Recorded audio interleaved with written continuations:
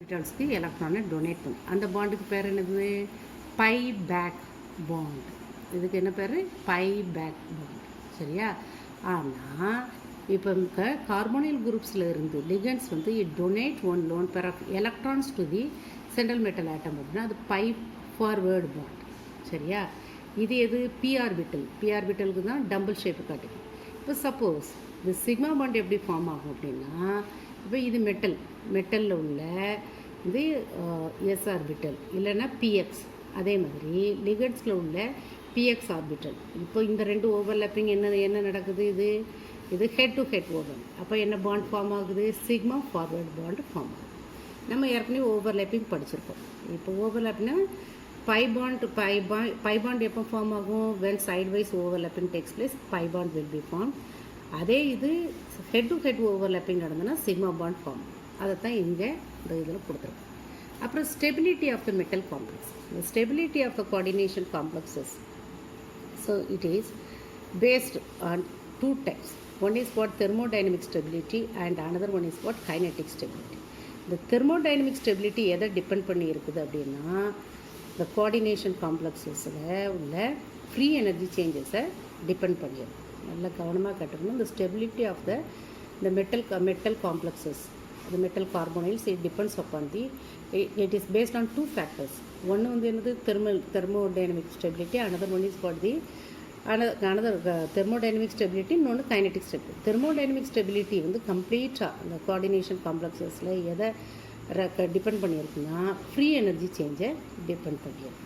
kinetic stability of the coordination compound, so which is referred to the ligand substitution. ஒரு லிகண்டை வந்து இன்னொரு ligand substitute பண்ணும்போது நடக்கக்கூடியதான் kinetic stability. Sometimes even the complexes can undergo ligand substitution in very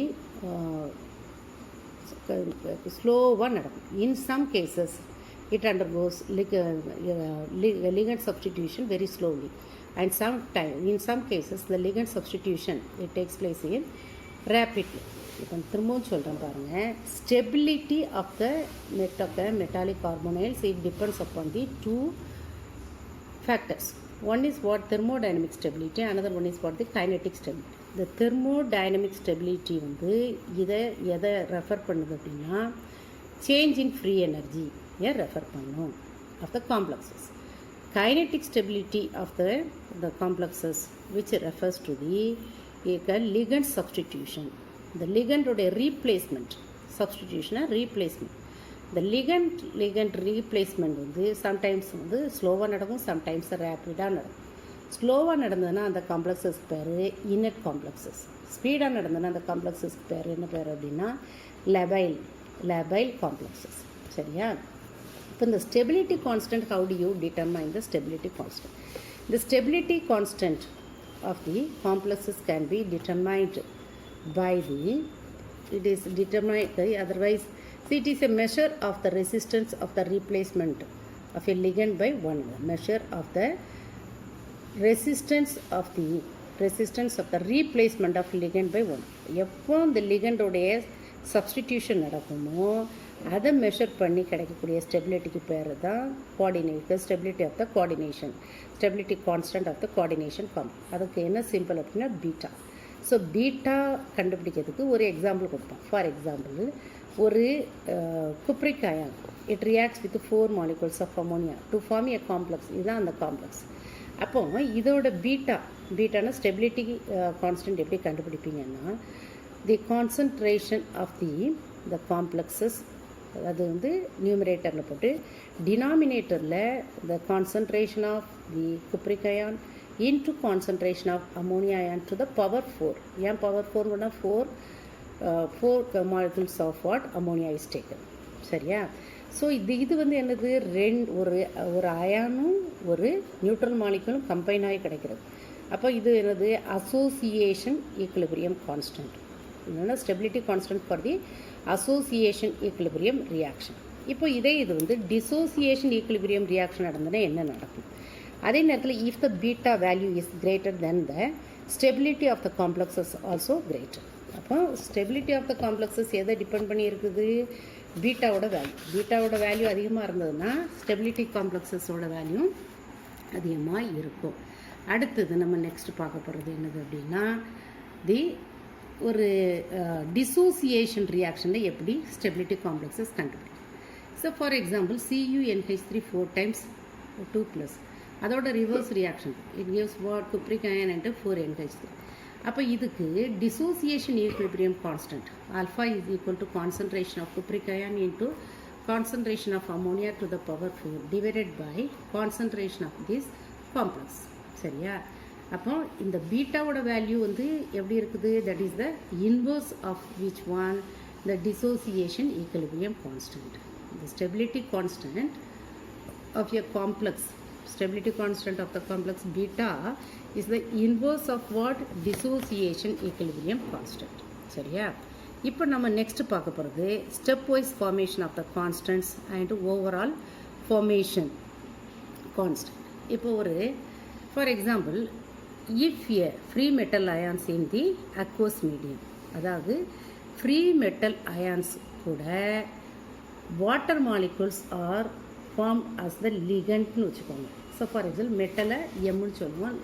அந்த water molecules வந்து solvent இல்லையா, அதனால் அந்த வாட்டர் மாலிகுல்ஸோட நம்பர் வந்து எஸ் அப்படின்னு போடுவோம். அப்போ MS6 அது கூட ரீப்ளேஸ்மெண்ட் ரியாக்ஷன் நடக்கும். மற்ற லிகண்ட்ஸ் அதை சப்ஸ்டியூஷன் பண்ணப்போம். நம்ம ஏற்கனவே ஹைட்ரேட்டட் ஐசோமரிசத்தில் பார்த்தோம். சால்வேட் ஐசோமரிசம் ஒரு ஹைட்ரேட்டட் ஐசோமரிசத்தில் பார்த்தோம். The formula is what? Cr. There are 6 H2O and there are Cl3.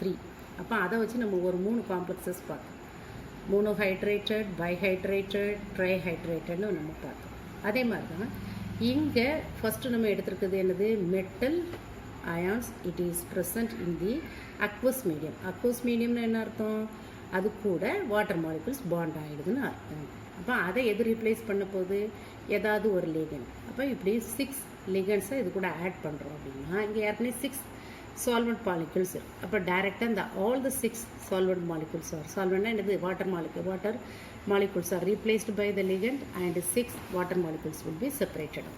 அப்போ இதுக்கு பீட்டா ஓவரால் ரியாக்ஷன் எப்படி எழுதுவீங்க? Concentration of Ml6 into what? Concentration of the water molecules to the power 6 divided by concentration of MS6 into concentration of L to the power 6ன்னு நம்ம போடுறோம். சரியா?